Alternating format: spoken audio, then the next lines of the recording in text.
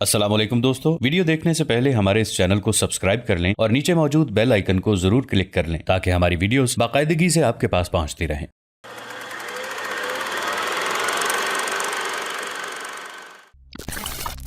منگولوں نے اولون کی سرکردگی میں اپنی طرف سے پوری کوشش کی، بے حد جدوجہد کی کہ کسی نہ کسی طرح مسلمانوں کے اس لشکر کو زیر کر لیں۔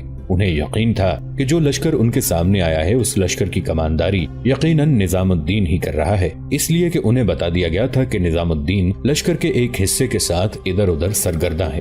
قراچہ اور اولون نے ہر حربہ آزمایا کہ نظام الدین کو کسی نہ کسی طرح چاروں طرف سے گھیر کر یا اپنے سامنے بے بس کر کے اس کے لشکر کا صفایا کر کے اسے گرفتار کیا جائے، لیکن ایسا ممکن نہیں تھا۔ نظام الدین اور عارض زوزنی موت کا کھیل کھیل رہے تھے اور جو منگول لشکری بھی ان کے سامنے آتا موت کا شکار ہو جاتا۔ اس طرح کچھ دیر تک ویرانوں کے اندر ہتھیار سلاسل کی طرح بجتے رہے، جنگجو لہو میں سجتے رہے، آنکھوں کے پیمانے چہروں کی شکنیں لہو لہو ہوتی رہیں، یہاں تک کہ اولون اور قراچہ دونوں نے اندازہ لگا لیا کہ اب ان کی شکست یقینی ہو چکی ہے، لہذا شکست اٹھا کر وہ بھاگ کھڑے ہوئے۔ اولون کی بدقسمتی کہ وہ بہت سے منگول لشکریوں کے ساتھ گرفتار ہو گئی اور بچے کچے لشکر کو لے کر قراچہ بھاگنے میں کامیاب ہو گیا۔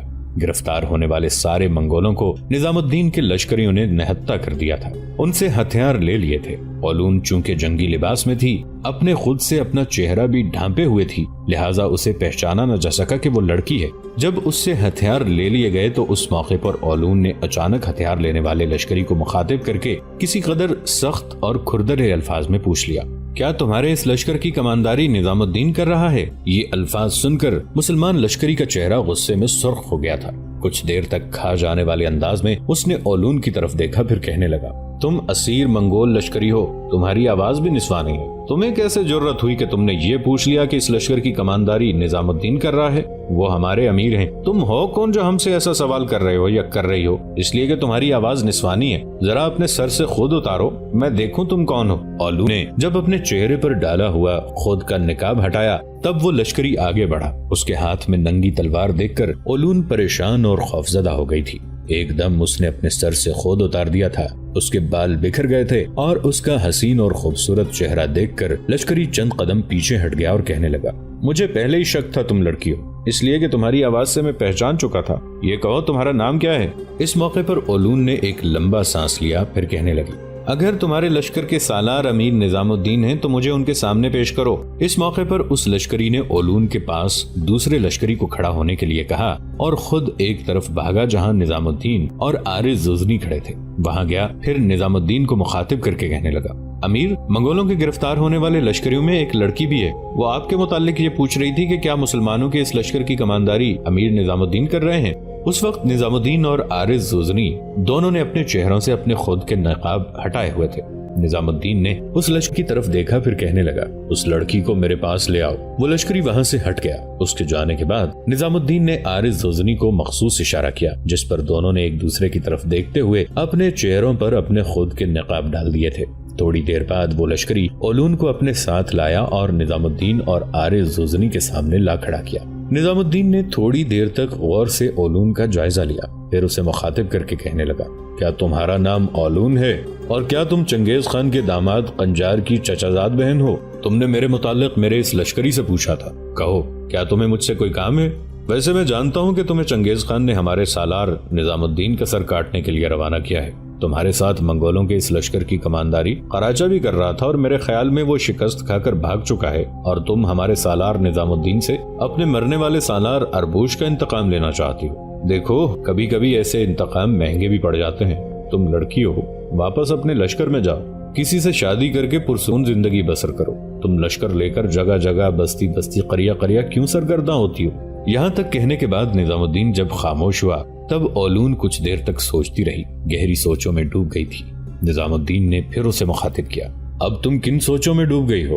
میں نے تم سے کہا اس انتقام کو بھول جاؤ، میری بات نہیں مانو گی تو یاد رکھنا خود انتقام کی آگ میں جل کر راکھ ہو جاؤ گی۔ آخر اولون بولی اور حیرت اور تعجب کا اظہار کرتے ہوئے کہنے لگی، میں یہ سوچ رہی ہوں کہ آپ کی آواز میں نے پہلے کہیں سن رکھی ہے۔ اس موقع پر نظام الدین نے ہلکا سا ایک قہقہہ لگایا اور کہنے لگا، اولون، اس سے پہلے بھی تم نے میری آواز سن رکھی ہے، بلکہ مجھے دیکھ بھی رکھا ہے۔ اس کے ساتھ ہی نظام الدین نے اپنے چہرے سے اپنے خود کا نقاب ہٹا دیا اور اس کی طرف دیکھتے ہوئے عارض زوزنی نے بھی نقاب ہٹا دیا۔ اولون چونکہ نظام الدین کو کوشان خان کے نام سے جانتی تھی، لہٰذا اپنے سامنے کوشان کو دیکھ کر وہ کسی قدر اطمینان کا اظہار کر رہی تھی۔ پھر نظام الدین کو مخاطب کر کے کہنے لگی، کوشان خان، میں چنگیز خان سے 2 کاموں عہد کر کے نکلی تھی، ایک تمہارے سالار نظام الدین سے اپنے چچا زاد بھائی اربوش کے مارے جانے کا انتقام، اور دوسرا چنگیز خان سے یہ وعدہ کیا تھا کہ میں کوشان خان کو ڈھونڈ کر ضرور اس کے پاس لاؤں گی، اس لیے کہ تم نے وعدہ کیا تھا کہ تم سمرقند جاؤ گے، پھر وہاں سے چنگیز خان کے لشکر میں شامل ہو جاؤ گے، لیکن تم نے ایسا نہیں کیا۔ اس بنا پر چنگیز خان بڑی بے چینی سے تمہارا منتظر ہے۔ وہ یہ خیال کرتا ہے کہ تم جیسا اچھا تیغزن، تم جیسا بہترین سالار کہیں مل ہی نہیں سکتا۔ یہاں تک کہنے کے بعد اولون جب خاموش ہوئی تب چند لمحوں تک بڑے غور سے نظام الدین نے اس کی طرف دیکھا اور پھر کہنے لگا، اولون، اگر میں تم سے یہ کہوں کہ تم جو لشکر لے کر آئی تھی اس لشکر کو ساتھ لے کر میرے ساتھ منگولوں کے خلاف جنگ کرو تو کیا تم ایسا کرنے پر تیار ہو جاؤ گی؟ جواب میں اولون نے ایک طرح کی بیزاری سے پہلے نفی میں گردن ہلائی، پھر بولی، ایسا کیوں کر ہو سکتا ہے؟ ہلکا سا تبسم اس موقع پر نظام الدین کے چہرے پر نمودار ہوا، پھر کہنے لگا، اگر تم ہمارے ساتھ مل کر منگولوں کے خلاف حرکت میں آنے کو انوکھا سمجھتی ہو، خلاف توقع خیال کرتی ہو، تو پھر تم ہم سے کس طرح یہ امید رکھتی ہو میں تمہارے ساتھ چنگیز خان کے پاس چلا جاؤں؟ تو پھر تم ہم سے کس طرح امید رکھتی ہو کہ میں تمہارے ساتھ چنگیز خان کے پاس چلا جاؤں گا؟ میں نے اس سے یہ تو نہیں وعدہ کیا تھا کہ جب تم مسلمانوں کے خلاف حرکت میں آؤ گے تو میں تمہارے لشکر میں شامل ہو جاؤں گا۔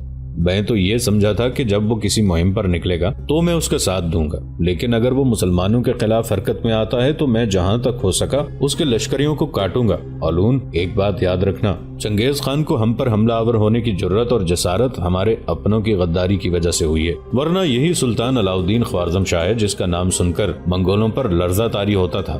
بڑے بڑے سرکش ہمارے سلطان کے سامنے سرنگوں ہوتے تھے۔ برا ہو بغداد کے ہاشمی حکمرانوں کا کہ انہوں نے اپنی بدفطرتی کی وجہ سے مسلمانوں کی پیٹھ میں خنجر گھونپنے کی کوشش کی، لیکن مسلمانوں پر یہ عذاب، یہ سختی عارضی ثابت ہوگی۔ اولون، میری قوم نے اس سے پہلے رزم گاہوں کے انگنت مار کے دیکھ رکھے ہیں، اب جو چنگیز خان آیا ہے تو اس کا آنا بھی بہتے پانیوں کی آرگاہوں کی طرح ہوگا۔ جس طرح اجنبی دیس کے باشندے اور اپنی اپنی بولیاں بولتے طیور چلے جاتے ہیں، اسی طرح ایک روز چنگیز خان کو بھی ان سرزمینوں سے نکلنا ہوگا۔ اولون، ایک دن وہ آئے گا جب چنگیز خان کی حکمرانی رہی رہے گی، لیکن مسلمانوں کی سلطنت پہلے سے بھی زیادہ طاقتور ہو کر ابھرے گی۔ ہم لوگ موت سے رفاقت کا عہد ماننے والے لوگ ہیں، صبر کے بادبان پھاڑ کر کامیابی کے ناآشنا ساحلوں کی طرف بے کرا آندھیوں کے بگولوں کی طرح بڑھنا جانتے ہیں۔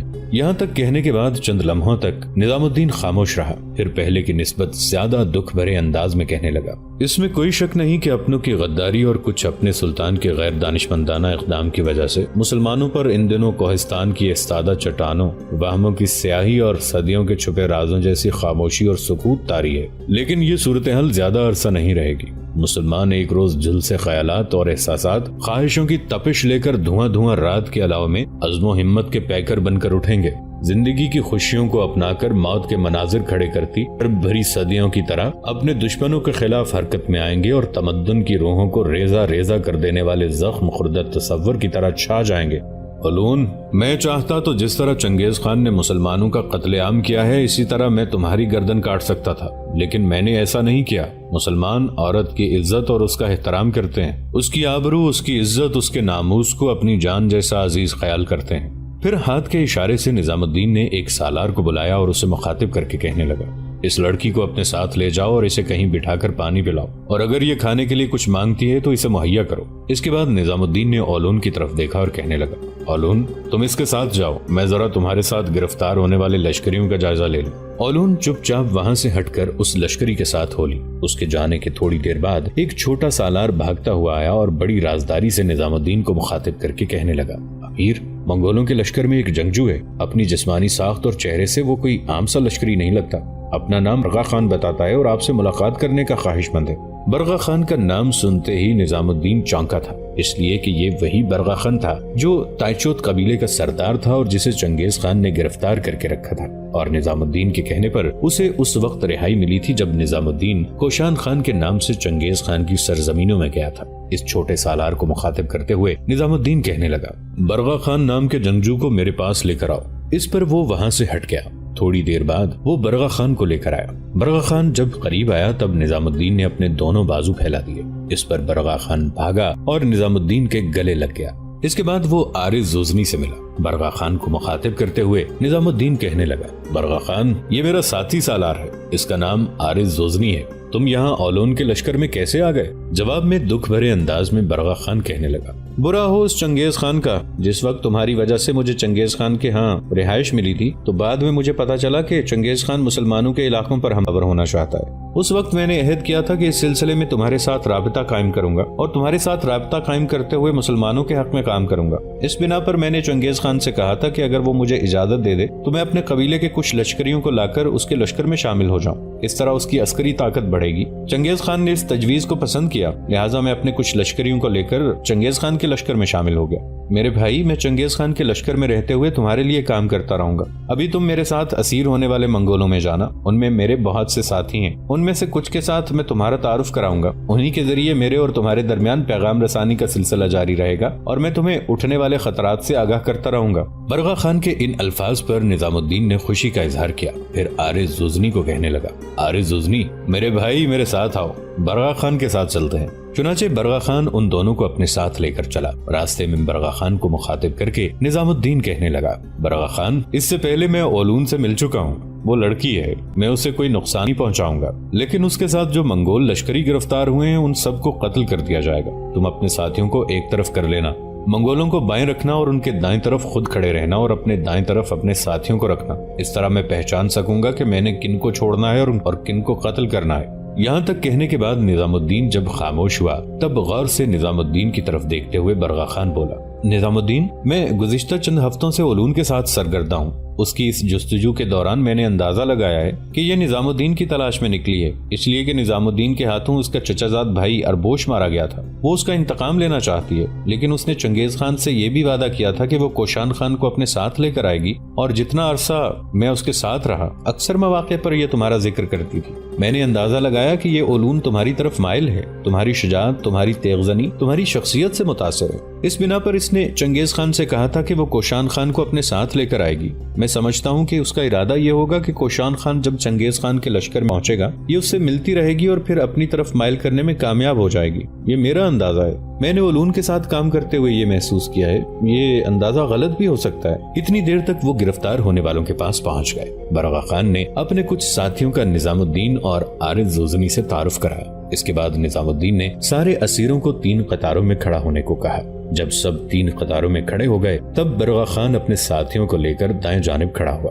اپنے ساتھیوں کو اس نے اپنے دائیں جانب رکھا۔ اس موقع پر نظام الدین نے عارض زوزنی کی طرف دیکھا، پھر کہنے لگا، عارض زوزنی، میرے بھائی، اپنے چھوٹے سالاروں سے کہو کہ لشکر کا ایک حصہ لے کر آئیں اور برغا خان کے بائیں جانب جتنے منگول ہیں ان کا خاتمہ کر دیں، اس لیے کہ چنگیز خان اگر ہم پر حملہ آور ہو کر ہمارے مسلمان بھائیوں کو قتل کر رہا ہے تو ہم ان منگولوں کو کیوں زندہ چھوڑیں۔ عارض زوزنی حرکت میں آیا۔ کچھ سالاروں کے ساتھ اس نے لشکر کا ایک حصہ مختص کیا اور ایسا حرکت میں آیا کہ سارے منگولوں کو موت کے گھاٹ اتار دیا گیا۔ جب ان منگولوں کا خاتمہ کر دیا گیا تب نظام الدین اور عارض زوزنی برغا خان کو ایک طرف لے گئے۔ پھر برغا خان کو مخاطب کر کے نظام الدین کہنے لگا، برغا خان، جب میں چنگیز خان کی سرزمینوں میں گیا تھا تو اس نے تمہیں گرفتار کیا تھا، کیا تمہاری اس سے جنگ تھی اور کیا تم ایک ہی نسل سے تعلق رکھتے ہو اور آپس میں رشتہ دار ہو؟ اس موقع پر برغا خان نے ایک لمبا سانس لیا اور پھر کہنے لگا، ہم صحرائے گوبی کے شمال میں رہنے والے تھے میرے بھائی۔ صحرائے گوبی میں زندگی کی کوئی قیمت نہیں، اونچے بلند ٹیلے ہموار ٹیلوں پر تیز ہواؤں کے جھکڑ چلتے ہیں، ٹیلوں کے اطراف میں اونچی اونچی گھاس ہے جن میں ہجرت کرنے والے پرندے شمالی سائبیریا سے اڑتے ہوئے آن بسیرا کرتے ہیں۔ وہاں جاڑوں کی درمیانی راتوں کو افق پر شمالی روشنیاں طلوع اور غروب ہوتی دکھائی دیتی ہیں۔ شمالی گوبی کے اس گوشے میں جہاں ہم آباد ہیں وہاں کے باسیوں کو تکلیفوں نے سخت جان بنا دیا ہے، بلکہ سخت جانی ان کو ورثے میں ملی ہے۔ جب ماں کا دودھ چھڑا کر گھوڑی کا دودھ شروع کروایا جاتا ہے اس وقت سے بچے کی توقع ہوتی ہے کہ وہ اپنی فکر آپ کرے۔ گھریلو خیمے میں آگ کے قریب جوان جنگجوؤں اور مہمانوں کا مقام تھا۔ عورتیں بائیں جانب بیٹھ ضرور سکتی ہیں لیکن وہ ذرا دور اور لڑکے لڑکیاں جہاں بن پڑے وہیں بیٹھ جاتے ہیں۔ یہی غذا کا بھی حال ہوتا ہے۔ باہر کے موسم میں جب گھوڑیاں اور گائیں خوب دودھ دیتی ہیں تو گزارا ٹھیک ہو جاتا ہے۔ اس زمانے میں شکار بھی خوب ملتا ہے، ہرن یا ریچھ مار کے لائے جاتے ہیں۔ جاڑوں میں جب جانور دبلے ہو جاتے ہیں تو بچوں کو کچھ زیادہ نصیب نہیں ہوتا۔ اس زمانے میں دودھ کے استعمال کا ایک ہی طریقہ ہے کہ اس کی بالائی بنائی جائے۔ بالائی دودھ کو چمڑے کے تھیلوں میں بھر کر خمیر دے کر اور پھینٹ کر بنائی جاتی ہے۔ یہ 3-4 سال کے چھوٹے سے بچے کے لیے طاقت بخش لیکن کسی قدر نشہ آور ضرور ہوتی ہے۔ جب گوشت نصیب نہ ہوتا ہو، ابلے ہوئے باجرے سے بھوک کا کچھ نہ کچھ علاج کیا جاتا ہے۔ میرے عزیز بھائی، میرا پورا نام برگا خان تائی ہے، لیکن زیادہ تر لوگ مجھے برگا خان ہی کہتے ہیں، اور میں تائی چوت قبیلے کا سردار ہوں۔ لوگ ہمیں بھوری آنکھوں والی نسل کہہ کر پکارتے ہیں، اور میں یہ بھی بتاتا جاؤں کہ منگول اور ہم ایک ہی نسل سے تعلق رکھنے والے ہیں، اور ہمارے درمیان پرانی دشمنی چلی آتی ہے۔ کبھی میں ان کے سارے علاقوں کا سردار ہوا کرتا تھا، اور میں یہ بھی بتاؤں کہ میں نے کئی مواقع پر چنگیز خان کو شکست سے دوچار کیا، اور اس کے قبیلے کے بہت سے لوگ اسے چھوڑ کر میرے ہاں آ کر پناہ لیتے رہے اور میرے لشکر میں شامل ہوتے رہے۔ ہمارے ہاں زندگی کی یہی قیمت ہے کہ طاقتور کمزور کا پیچھا کرے اور اس کا خاتمہ کر دے۔ جیسے بڑا بھیڑیے کے ایسے کمسن بچے کو مار دیتا ہے جس سے وہ خوفزدہ ہو کہ یہ ایک دن بھیڑیوں کے گروہ کا سردار بننے کی کوشش کرے گا۔ میں یہ بھی بتاؤں کہ کئی مواقع پر یہی چنگیز خان مجھ سے شکست اٹھا کر بھاگا۔ ایک موقع پر وہ اپنے بھائی کے ساتھ مجھ سے ٹکرایا۔ اس کے بھائی اور چنگیز خان دونوں کو میں نے شکست دی، اور دونوں میدان جنگ سے ایسے بھاگے جیسے بھیڑیے کے سامنے سے لومڑیاں بھاگتی ہیں۔ اس موقع پر میں چاہتا تو اسے گرفتار کر کے موت کے گھاٹ اتار سکتا تھا۔ مجھ سے کئی بار شکست کھانے کے بعد یہ چنگیز خان آخر قومی کرائیت کے سردار تغرل کے پاس گیا اور اس سے ہمارے خلاف مدد مانگی۔ چنانچہ کرائیت قوم کا سردار تغرل اپنے لشکر لے کر نکلا۔ چنگیز خان اور وہ دونوں یکجا ہو گئے اور ہم دونوں سے ٹکرائے۔ قریب تھا کہ فتح ہمارے قدم چومتی کہ میرے لشکر کی کچھ صفیں اکھڑ گئیں، جس کی بنا پر لشکری پیچھے ہٹ گئے۔ ہمیں شکست کا سامنا کرنا پڑا اور مجھے گرفتار کر لیا گیا۔ اس کے بعد جو کچھ مجھ پر بیتی کوشان خان تم جانتے ہو۔ میرے بھائی، میں جانتا ہوں کہ میرے بعد میرے قبیلے والے بڑی دشواری میں ہوں گے، لیکن میں مجبور ہوں، اس لیے کہ چنگیز خان اب بہت زیادہ طاقت پکڑ چکا ہے۔ اس کے لشکر کی تعداد لاکھوں تک پہنچ چکی ہے۔ چونکہ میں اپنے قبیلے سے دور ہوں، لہٰذا میرا قبیلہ لڑ جھگڑ کر چنگیز خان سے مجھے رہا نہیں کرا سکتا۔ میں پہلے اپنے جنگجوؤں کے ساتھ مل کر اپنے قبیلے کے لیے خوراک مہیا کر لیا کرتا تھا۔ اب میرے قبیلے کی حالت بری ہوگی۔ اکثر اوقات مجھے اپنے قبیلے والے یاد آتے ہیں، اس لیے کہ ہماری سرزمینوں میں بچوں کے لیے آخری جاڑوں کا زمانہ بڑا بدترین ہوتا ہے۔ مویشی اس لیے زیادہ کاٹے نہیں جاتے کہ گلوں کی تعداد بہت کم نہ رہ جائے۔ ایسے زمانے میں قبیلے کے جنگجو دوسرے قبیلوں سے غذا کا سامان لوٹتے، گھوڑے اور مویشی ہنکا کر لے جاتے ہیں، لیکن میری قبیلے سے غیر حاضری سے قبیلے والے یقیناً ایسا نہیں کرتے ہوں گے۔ میرے بھائی، ہمارے ہاں گھر بھی چمڑے کا خیمہ ہوتا ہے، جس کا ڈھانچہ بانسوں کا بنا ہوتا ہے اور جس میں اوپر دھواں نکلنے کے لیے ایک ذرا سا حصہ کھلا رکھا جاتا ہے۔ اس پر چونے کی سفیدی پھیری جاتی ہے اور دیبائش کے لیے تصویریں بنائی جاتی ہیں۔ یہ عجیب طرح کا خیمہ ہوتا ہے جسے یورت کہا جاتا ہے۔ اسے ایک گاڑی پر کھڑا کر دیا جاتا ہے جسے درجن بھر یا زیادہ بیل کھینچتے ہیں اور چراگاہوں اور میدانوں میں ایک جگہ سے دوسری جگہ لیے پھرتے ہیں۔ یہ بڑے کام کا خیمہ ہوتا ہے کیونکہ اس کی گنبد نما چھت ہوا کے جھکڑوں کی روک تھام کرتی ہے اور ضرورت پڑے تو اسے چھکڑے سے اتارا بھی جا سکتا ہے۔ اپنا قبیلہ اپنا ہی ہوتا ہے۔ میرے قبیلے میں راتوں کو گوبر کی جلتی ہوئی آگ کے پاس لوگ گویوں کے گیت سنتے ہیں۔ یہ بوڑھے گویے ایک تارا لیے ہوئے ایک خیمے سے دوسرے خیمے تک سواری کرتے اور اپنی خوشنما آوازوں میں قبیلے کے بزرگوں اور بہادروں کی شجاعت کے گیت گاتے پھرتے ہیں۔ یہ گویے زیادہ تر اپنے جد امجد بھوری آنکھوں والے قبل خان کے قصے گاتے ہیں، جس نے خطا کے شہنشاہ کی داڑھی نوچی تھی۔ یہ قبل خان چنگیز خان ہی نہیں، ہمارے قبیلے کا بھی جد امجد تھا۔ یہاں تک کہنے کے بعد برگا خان رکا، پھر بڑی رازداری میں نظام الدین کو مخاطب کرتے ہوئے وہ کہہ رہا تھا، قسم نیلے جاویدانی آسمان کی، مسلمانوں کی بڑی بدقسمتی ہے کہ چنگیز خان ان پر چڑھ دوڑا ہے، ورنہ یہی چنگیز خان اس سے پہلے مسلمانوں سے خوفزدہ رہتا تھا۔ جس وقت اس چنگیز خان کی سلطنت سے علاؤدین خوارزم شاہ کی سلطنت کی سرحدیں ملتی تھیں، چنگیز خان کی راتوں کی نیند حرام ہو گئی تھی۔ وہ خوفزدہ تھا کہ مسلمانوں کا سلطان کہیں صحرائے گوبی کو پار کر کے اس کے علاقوں کو پامال کر کے نہ رکھتے۔ یہ تمہارے کچھ مخالفوں کی غداری کا باعث بھی ہے کہ چنگیز خان مسلمانوں پر حملہ آور ہوا ہے۔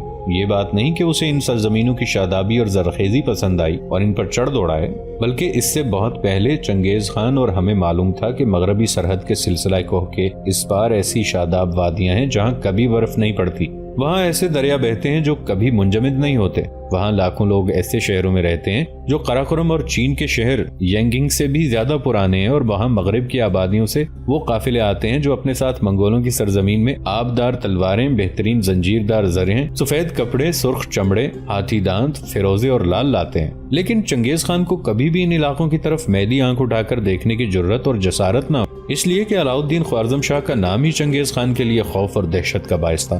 تمہارے اپنوں نے اس کا خوف دور کیا، اسے انگیخت کیا کہ وہ مسلمانوں پر حملہ آور ہو، اس لیے کہ مسلمانوں میں اتفاق اور تعاون نہیں ہے۔ جب وہ حملہ آور ہوگا تو مسلمان اس کے سامنے خس و خاشاک کی طرح بکھر جائیں گے۔ یہاں تک کہنے کے بعد برگا خان رکا، پھر دوبارہ بڑی رازداری میں نظام الدین کو مخاطب کر کے کہنے لگا، بہرحال میری ساری گفتگو کا لب لباب یہ ہے میرے عزیز بھائیوں کہ میں چنگیز خان کے لشکر میں رہتے ہوئے تمہارے لیے کام کرتا رہوں گا۔ دوستو آج کے لیے اتنا ہی۔ اسی کہانی کی اگلی قسط کے ساتھ بہت جلد حاضر ہوں گے۔ نیچے کامنٹ سیکشن میں اپنی رائے کا اظہار ضرور کیجیے گا۔ ہمارے اس چینل کو سبسکرائب کر کے نیچے موجود بیل آئیکن کو بھی ضرور کلک کیجیے گا۔ اگلی ملاقات تک کے لیے ہمارا اور آپ کا اللہ نگہبان۔